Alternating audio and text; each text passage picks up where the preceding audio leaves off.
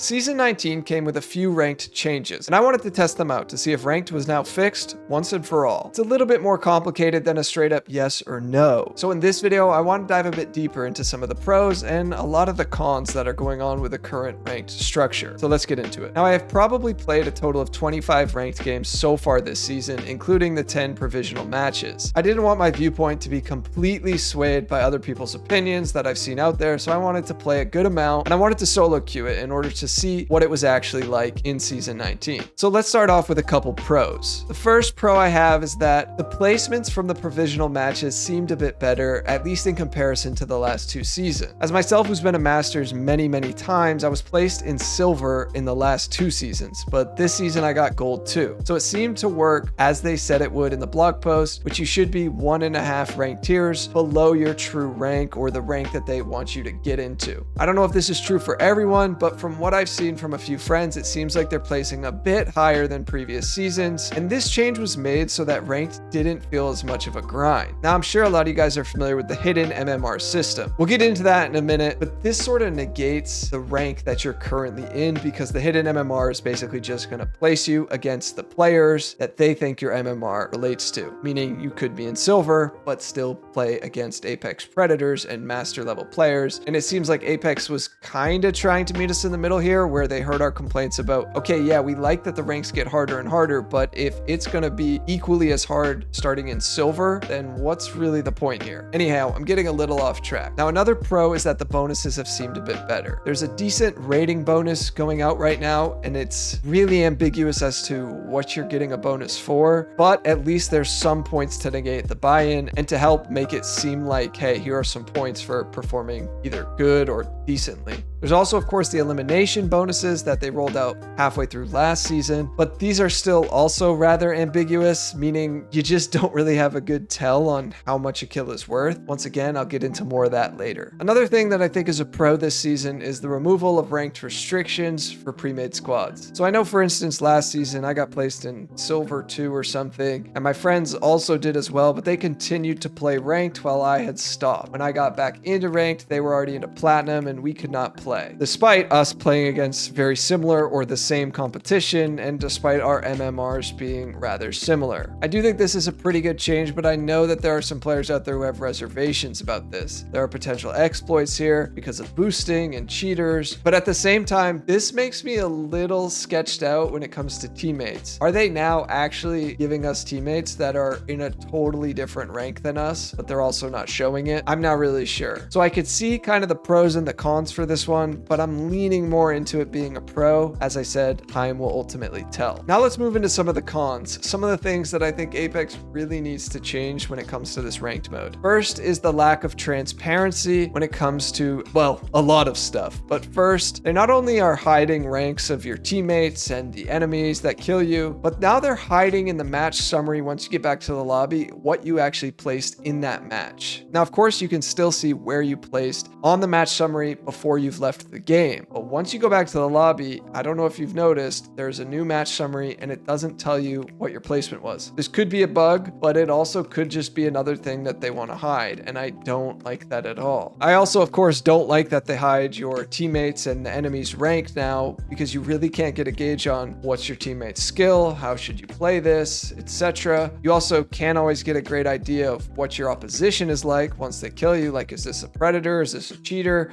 Is this somebody in platinum? The only telltale sign is what we can see on their banner, you know, their badges and their stats. This makes it seem like they're trying to hide something, in my opinion, and I don't love that. I also want to talk about solo queuing. Now, it's no secret that solo queuing ranked or solo queuing in general is incredibly frustrating in this game, and it's not all of Apex's fault, not by a long shot. Apex is obviously a team game, and matchmaking is not an easy thing. However, with that said, there are some big qualms I have. While solo queuing, I obviously had no idea what rank my teammates were, but I sure as hell knew that I was dying to a lot of 3-stack Apex Predators. I mean, in a couple games I died to Daltouche, Chaotic, and Designful, while I'm solo queuing in gold. Now, I can tell you my teammates were not Apex Predators. I can say that pretty confidently, and I understand that my MMR is high, but that doesn't make sense that I would be placed with 2 players who are lower than my MMR while fighting 3 players who have the highest MMR. This doesn't make sense, and this doesn't feel good. good to go up against while you're solo queuing. And this is a problem that a lot of players have been mentioning. Solo queuing versus 3-stack Preds or 3-stack Masters. This is a very frustrating thing. I know a lot of players wish that there was just a solo queue mode, right? They wouldn't match pre-mades versus solo queues. And I think that's a fine solution. I understand lobbies might take a little bit longer, but hey, if the lobby feels more balanced, then that's what we'll go off of. And I also want to be clear, I don't go into solo queuing ranked expecting that my teammates will be amazing or that they'll even be friendly. But at the same time, it's less about who my teammates are and more about the opposition, especially when it's 3-stack predators, streamers, or pro players, because that just feels like you have no chance at all going up against. Now, on the topic of the lack of transparency, I really want to hone in on that when it comes to what you'll gain. I really don't trust the system at all because, as you know, in season 17, we didn't know that it was a bug regarding the lack of bonuses until they mentioned it. That was a season-long bug. And then last season, they boosted the elimination bonuses, but they didn't tell us how much a kill was worth, and it didn't really seem to matter if you got a few kills, but you died before 10th place. Now you don't even know what you're getting for elimination bonuses. You don't really know what triggers this rating bonus, and the skill bonus is also not only vague, but inconsistent. I've gotten a skill bonus that has ranged from 1 point to maybe as high as 20, but that usually only comes in when I die to an Apex Predator, but not every single time. I would love for there to be a system that we could follow, because here's the deal, guys. The only transparent figure has been placement, and guess what that has made a lot of players do? Not fight, rat in a tree, avoid any engagement, and just try to get the placement because they know a second place will net them X amount of LP. We need to get that same level of transparency around how you'll perform so that players are incentivized to go out and fight and to take some risk, but also balance that with the reward that they're going to get. Hey, is it worth taking this fight here because there's X amount of teams left and we don't have KP, or we have X amount of KP, right? That's how ranked used to be. And I think that's what Apex should lean more into. Now we got to talk about the elephant in the room, promotional trials. I've seen a few different things out here regarding this, so I'm curious if you guys could put in the comments what your experience has been like with trials and how much did you lose if you didn't go forward, and what your experience was generally like. What I've heard is that players can lose up to 800 LP and basically get reset to the beginning of that,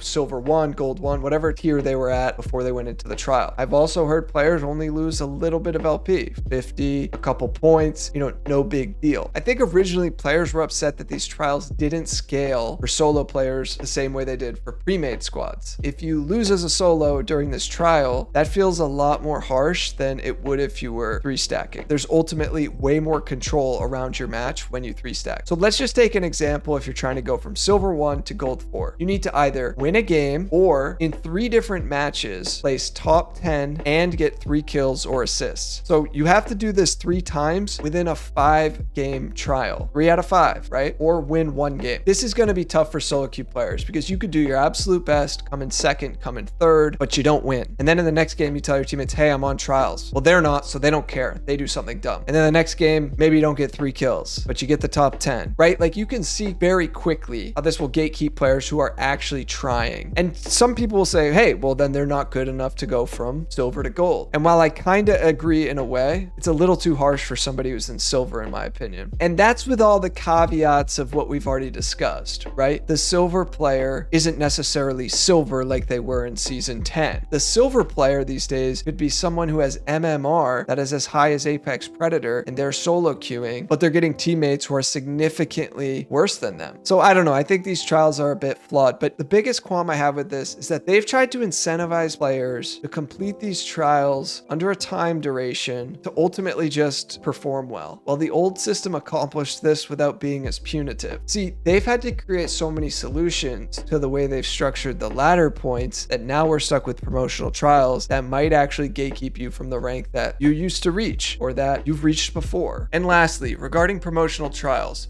all of your losses and your gains are frozen during these 5 attempts. This means that if your teammates aren't on trials and you guys perform pretty well, you're not going to get any of that LP. Whereas if we didn't even have these promo trials, you would probably already be moving up to the next rank because you would have gained whatever LP that was. Now, you could make the same case on the flip side that your losses are frozen, but I think the point is a little bit more strong when it comes to your gains because it's not a team-oriented thing. It's very individually based. And that complicates how this game could play out because one of you could be on trials where the other 2 are just gaining, and you could be doing really well, but not being rewarded for it. So in summary, I feel like this is an overcomplicated game mode right now, and it doesn't need to be, and it also didn't used to be nearly as complicated as it is now. And I'm really not trying to be a hater here. I'm just trying to provide some honest feedback, and hopefully this can help Apex move the game mode into the direction that I think we all want it to.